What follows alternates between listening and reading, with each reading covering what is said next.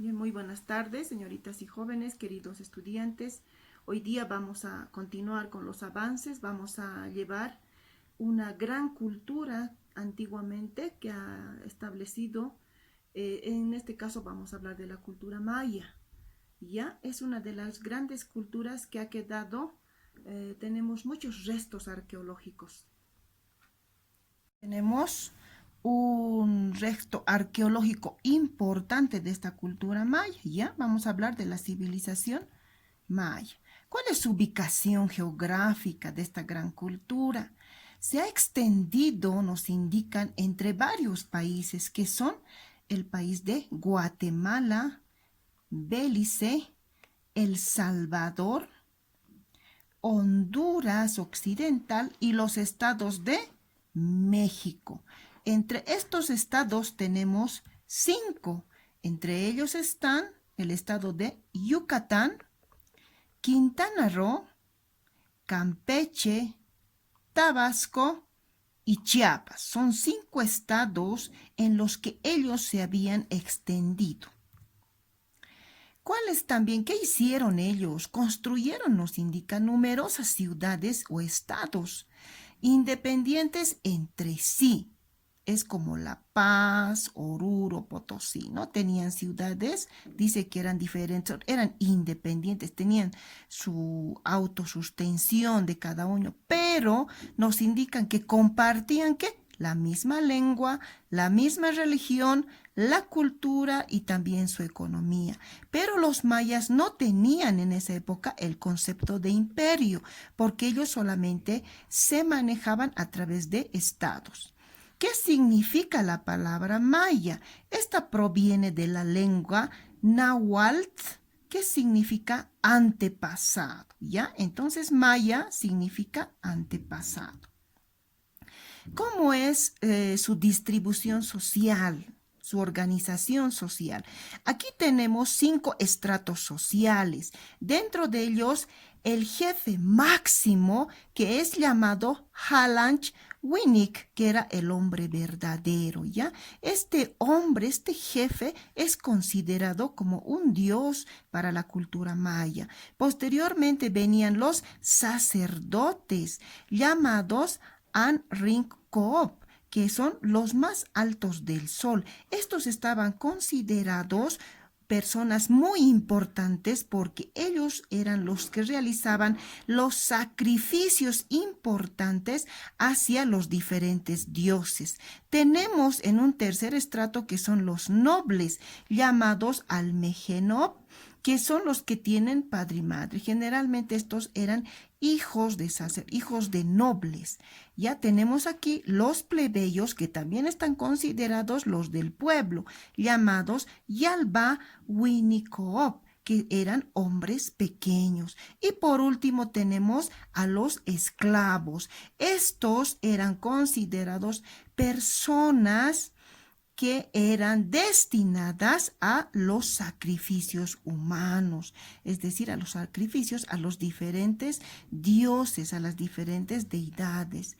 ¿Cómo era su organización política de los mayas? Teníamos aquí 3 líderes. ¿Ya? De estos 3 líderes se llama el principal, que es el Halach Winnick, que es el jefe supremo, ya hemos indicado, que es el máximo gobernante de una ciudad o de un estado. Dentro de este estado existían también funcionarios que trabajaban con este jefe supremo. Entre ellos tenemos al Ojlop, que es el delegado político religioso, también el Nacom, que es el principal jefe militar dedicado a las guerras, el Ahuacán, que es el máximo sacerdote, era el principal, el jefe de los sacerdotes que realizaban los sacrificios humanos. Tenemos los tupiles, que son guardianes del orden político y de la ley. Posteriormente teníamos otro líder, que es el Bataboob, que eran gobernadores, dicen, de las ciudades menores. Eran nombrados ¿por quién? Por el jefe supremo, que es el Halach Winnick. ¿Para qué? Ellos se dedicaban a cobrar, dice, los impuestos, a administrar estas ciudades y a aplicar la justicia.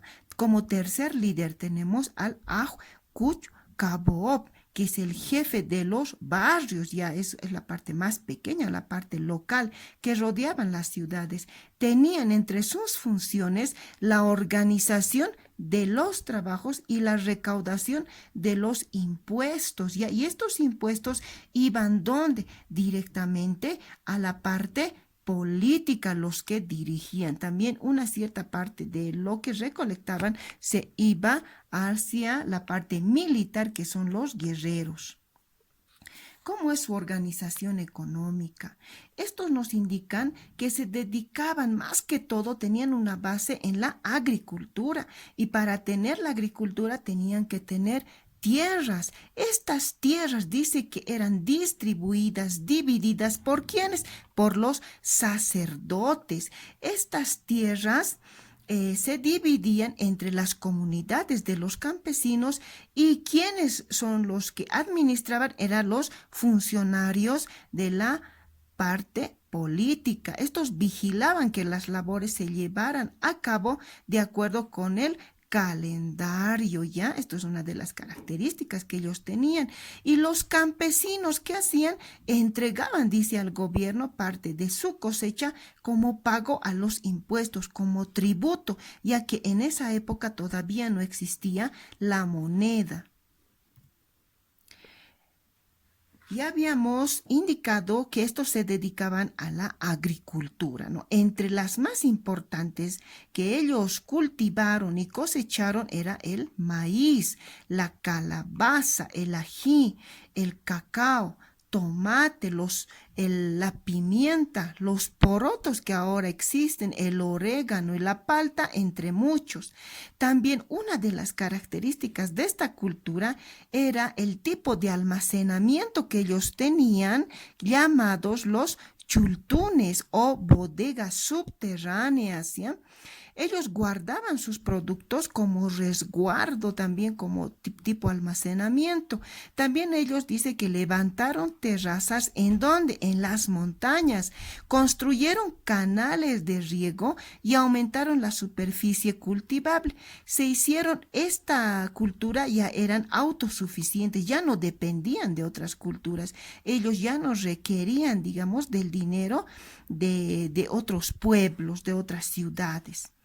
¿Cómo era su vestimenta? Según la teoría nos indica que esta cultura tenía una vestimenta muy sobresaliente que no se puede comparar a ninguna de las otras culturas que ya habíamos mencionado. Por ejemplo, eran muy diferentes a la cultura azteca, que entre sus costumbres se parecen mucho, pero la vestimenta era muy característica. Tampoco se parecen, dice, a la cultura quechua o inca, ya estos eran muy sobresalientes. ¿Cómo eran las mujeres? Se ponían, nos dice, faldas largas, camisas amplias que estaban hechas de algodón, que se llamaban huipiles, y para los hombros ellas cubrían con pañuelos de diferentes colores. Mientras más colorido y más adorno tenían, era mucho mejor, más resaltaba, dice, la presencia de la mujer. Ellas adornaban con flores, con diferentes diseños y colores. En cuanto a la vestimenta de los hombres, existían diferentes vestimentas, pero la característica de ellos era que llevaban, dice, un tipo de taparrabos, ya que se llamaban patí, el cual era decorado de acuerdo a la clase social a la que ellos pertenecían. Habíamos comentado que existían 5 estratos sociales. Entonces, mientras más adornos tenía la persona, ya sea el varón o el hombre, dice que era más destacado. Y aquí podemos observar diferentes vestimentas. Por ejemplo, aquí tenemos la vestimenta de un sacerdote. Aquí tenemos la vestimenta supuestamente de una mujer que era esposa del jefe supremo. También tenemos aquí a los deportistas que están realizando el juego de la pelota. Ya es diferente la vestimenta. Aquí tenemos la vestimenta de los guerreros. Ellos tenían en sí, dice, pieles de animales. También si ellos cazaban a un leopardo, a un puma, a un león, ellos ¿qué hacían? Rescataban la parte del cuero y ellos lo utilizaban como indumentaria, ya sea en el cuerpo o en la cabeza. ¿Cómo era su religión? Ellos eran politeístas, es decir, que tenían muchos dioses, al igual también que otras culturas ya mencionadas dentro de las culturas mesoamericanas. Sus dioses eran representaciones más que todo de fenómenos naturales y de cuerpos celestiales. Ellos, como les comentaba, si ellos cazaban a un jaguar, la cabeza del jaguar, dice que ellos lo sacaban el resto y el cuero se quedaba y lo ponían en su cabeza. Esto era un símbolo de respeto para ellos, era un trofeo, como ellos indicaban, que eran más que un leopardo, más que un león, ¿no? Porque ellos tenían ese tributo de haber eliminado, de haber matado a un ser, dice, celestial. También se regían por el principio de la dualidad, es decir, solamente existían dos cosas para ellos. Existía el bien o el mal, o la mujer o hombre, o robas o no robas. No puede haber cosas intermedias para ellos. Dentro de sus principales dioses tenemos el Hunab-Ku, que es el Dios creador. Este es el principal Dios creador del mundo y de la humanidad. Pero ellos partían, dice que este Dios especialmente del maíz. ¿Por qué? Porque el maíz era esencial para el mantenimiento y sobrevivencia de esta cultura. También tenemos aquí un dios que es el Itzamna, que es el señor de los cielos, de la noche. También se le atribuye la invención de la escritura. Nos dice que a partir de este dios es el que había creado la escritura y el calendario maya. Tenemos otro dios que es el Kukulcán, que representaba al dios viento y a la sabiduría y al conocimiento. Especialmente rendían culto a este dios los sacerdotes. También el principal, el jefe supremo, es el que rendía culto a este dios. Tenemos a una diosa que es la diosa Ixchel, que es la diosa de la luna, es la diosa de las inundaciones, es la encargada de que las mujeres quedaban embarazadas, también del tejido, y nos dice que era esposa del dios del Itzamna, que hemos dicho que es el dios de los cielos. También tenemos otro dios principal que es el Chac, que es el dios de la lluvia, el encargado del regadío de todo el territorio de los mayas. También ellos nos indican, dentro de su religión, ellos creían acerca del sacrificio humano.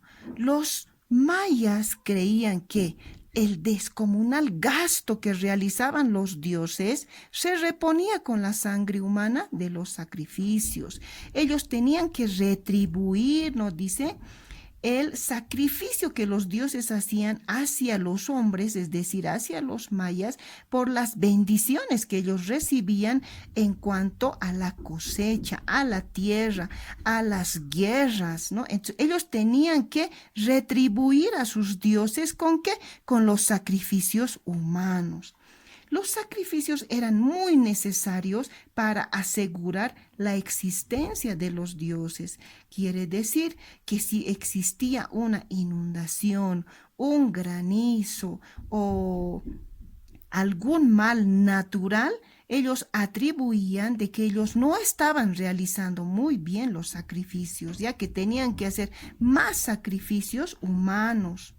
Tenemos aquí una imagen de uno de los principales templos en donde se realizaban los sacrificios. Los sacrificios se realizaban en la parte superior de cada templo y aquí abajo se encontraba el pueblo, ya clamando el sacrificio para que para ser ofrecido hacia los dioses ya mencionados. Una de las características importantes que tienen los mayas es el calendario maya, pero ellos no habían creado un solo calendario, sino nos indican que realizaron cerca de 20 calendarios, los cuales eran un elemento básico en sus creencias religiosas. Los calendarios más importantes fueron el Tzolk'in, o el calendario sagrado de los 260 días, el calendario de las 13 lunas, el calendario, el Haav, o calendario civil de los 365 días, y la cuenta larga. Ya este calendario era primordial para la cultura maya porque en base a esto se regían ya sean los días, los meses, las semanas tenían ellos bajo su control.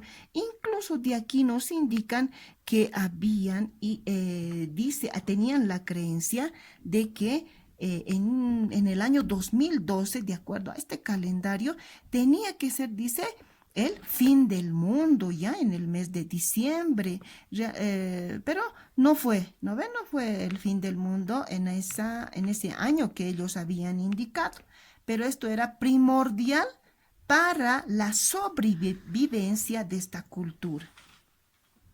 Ahora tenemos otra característica importante, que es uno de los juegos que ellos practicaban, que es el juego de la pelota.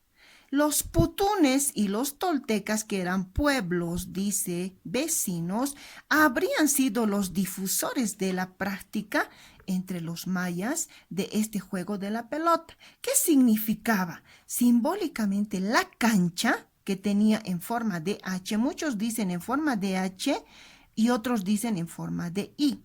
Hacían, dice, de acceso al inframundo, eso quiere decir a los dioses. En el campo de juego donde ellos jugaban, dice que podían retar a los dioses, ya a los dioses de las tinieblas, enfrentándose entre ellos y vencer a la muerte. ¿Por qué vencer a la muerte? Porque el equipo que ganaba, quedaban libres, quedaban héroes. En cambio, el equipo que perdía, el líder, como por decir el capitán del equipo que había perdido, tenía que someterse a un sacrificio humano. ¿Ya? Entonces, esto no era un juego amistoso, se puede decir, o por diversión. Ellos lo consideraban un juego muy respetado. ¿Por quiénes? Por los sacerdotes y por el jefe supremo.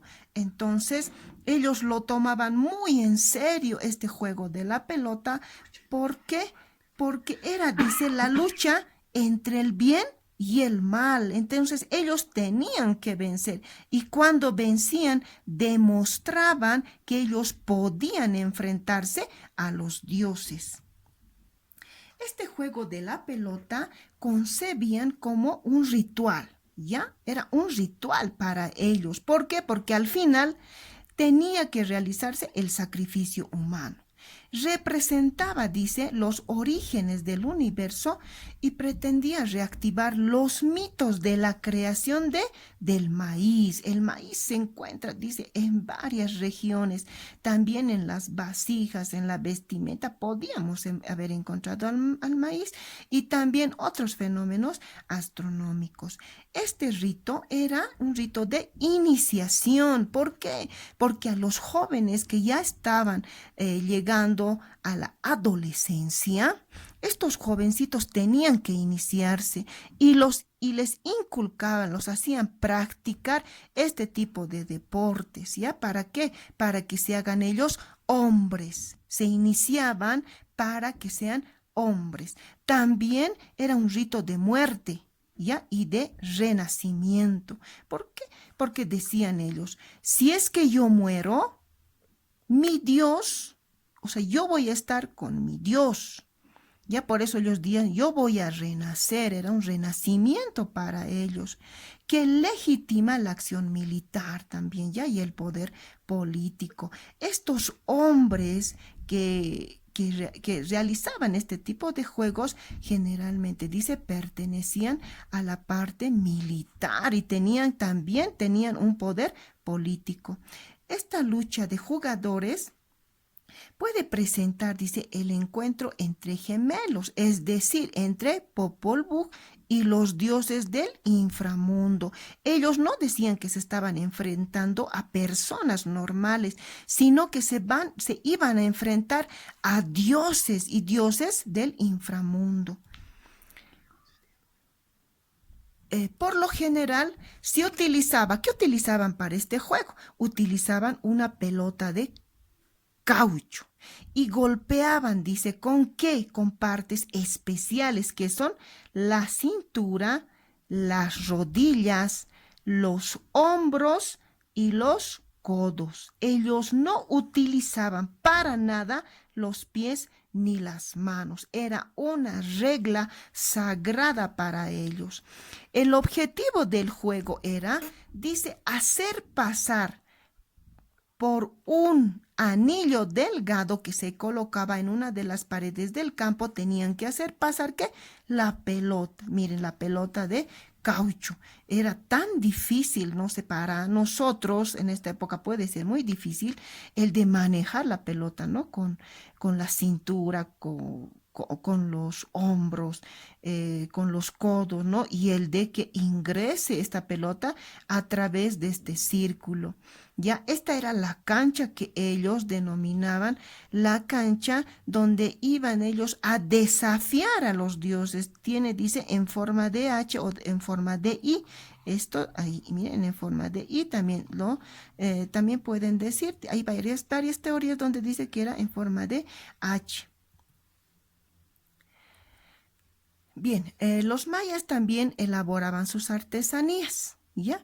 Y dentro de sus artesanías dice que existían piezas muy antiguas que se habían encontrado y que estaban hechos de madera. Se habían inclinado hacia ciertos colores, como por ejemplo el verde y el azul, por lo cual se lograron encontrar artículos hechos con jade. Jade es una piedra preciosa de color verde. Ya esto se debía a que ellos lo asociaban con el dios Kinich Ahau. ¿Ya? Entonces dice que encontraron bastantes artesanías hechas de madera de color verde. Este es su arte. ¿Ya? Como podemos ver, miren, aquí tenemos rostros de color verde. Tenemos también dentro de sus antepasados dibujos de cómo eran, dice, sus guerreros. También tenemos aquí varias esculturas que ellos habían construido. También ellos se caracterizaban por su escritura. ¿Se acuerdan de la palabra jeroglífico, no? Ellos habían creado el jeroglífico, que es el sistema, dice, de logográfico limitado. Ellos habían fabricado muchos jeroglíficos, pero solamente hasta la época se han encontrado 3 códices, es decir, 3 tipos de código. Uno se encontró en Madrid, el otro en Alemania y el otro en París. Miren estos jeroglíficos. Nosotros cuando escribimos, digamos, con una letra ilegible que no se puede entender, decimos, ¿cómo es tu jeroglífico? No entiendo tu jeroglífico, ¿no? De ahí viene la palabra jeroglífico. ¿Cómo era? Ellos eran un pueblo muy guerrero. La guerra era común para los mayas. ¿Por qué? ¿Por qué había las guerras? Porque ellos realizaban el control de sus rutas comerciales, ¿ya? Y el tributo. Y ellos cuando ganaban una guerra tomaban ellos prisioneros. ¿A quiénes? Más que todo a los gobernantes del otro pueblo, a sus familias. ¿Qué hacían? Los torturaban, los mataban, los ofrecían en sacrificio. Y también dice, los tomaban de prisioneros a los nobles. Y además sus deidades, es decir, sus dioses, lo tomaban como trofeos de guerra. Vamos a ver aquí su escultura y su arquitectura. Existe gran vestigio, grandes cosas que habían encontrado los arqueólogos. Dentro de ellos están sus centros ceremoniales donde llevaban a cabo sus rituales, sus sacrificios humanos. Dentro de ellos tenemos el Tikal. Ya, este es el Tikal donde habíamos indicado donde se realizaban los sacrificios humanos. Tenemos el Chichen Itza, que es el más famoso y actualmente está en buenas condiciones, ¿no? En la Ciudad de México. También tenemos el centro ceremonial de Palenque.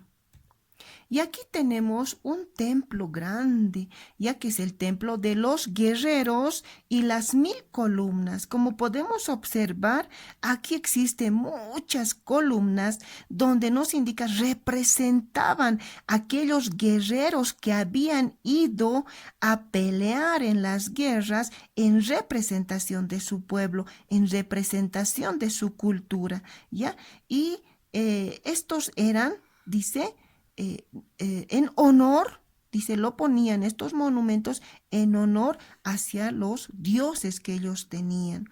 Bien, esto es lo más importante que podíamos haber indicado de esta gran cultura maya. Que tengan muy buena tarde, por favor, y cuídense mucho. Les voy a pasar las diapositivas para su posterior estudio. Muchas gracias.